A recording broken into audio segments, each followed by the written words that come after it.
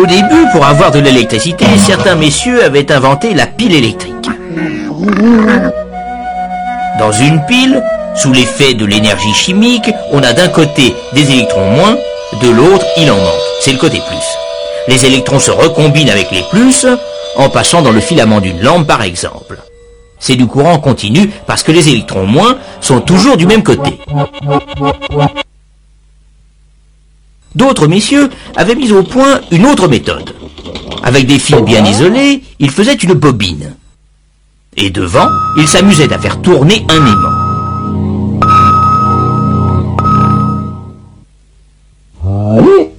Le principe est à peu près ceci. Quand le pôle nord de l'aimant arrive, des électrons sont arrachés de leur orbite et vont d'un côté, ce qui fait des plus de l'autre côté. On a donc, comme dans une pile, un plus et un moins. Évidemment, dès qu'on ne tourne plus, il ne se passe plus rien. C'est logique dans un sens. On ne peut pas faire de l'énergie, même électrique, à partir de rien. Alors si on continue à tourner, c'est le pôle sud de l'aimant qui arrive devant la bobine. Et là, il se passe exactement le contraire de tout à l'heure. Le plus devient le moins et vice-versa. On a encore du courant, oui, mais dans l'autre sens.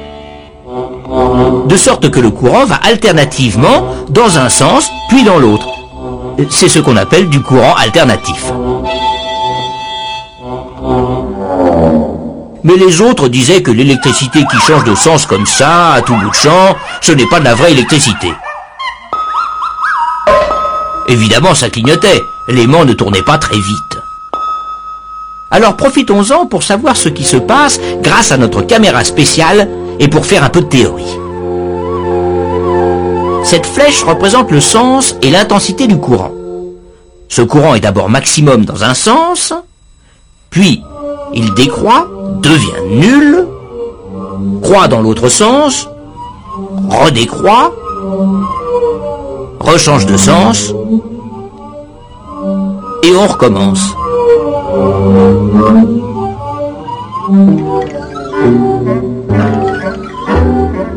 Si le courant redevient maximum dans un sens une fois par seconde comme ici, on dit que la fréquence du courant est de 1 Hz.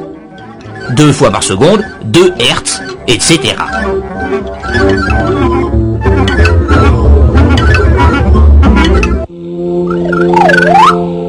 Il y a une autre façon, plus amusante, de voir les choses. Prenez la flèche qui représente l'intensité maximale. Faites-la tourner dans un cercle imaginaire que vous dessinez à côté du fil. Eh bien, à n'importe quel moment, l'intensité réelle qui passe dans le fil est égale à ceci. C'est-à-dire la projection ou l'ombre de la flèche tournante sur le fil.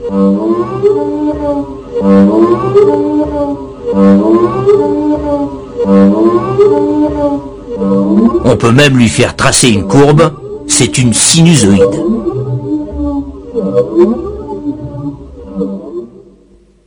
Mais revenons à nos messieurs. Ils perfectionnent leur alternateur. L'aimant se met à tourner plus vite, la fréquence du courant augmente, 4 Hz.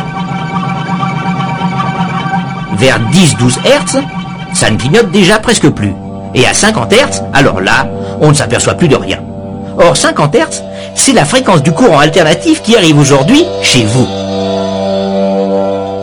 L'éclairage, le chauffage marchent tout aussi bien. Les moteurs électriques aussi. Et aujourd'hui, un seul alternateur de centrale peut alimenter en électricité à peu près 1 million de foyers. L'idée de nos messieurs n'était donc pas mauvaise, car il faut dire aussi que le courant alternatif se transporte plus facilement.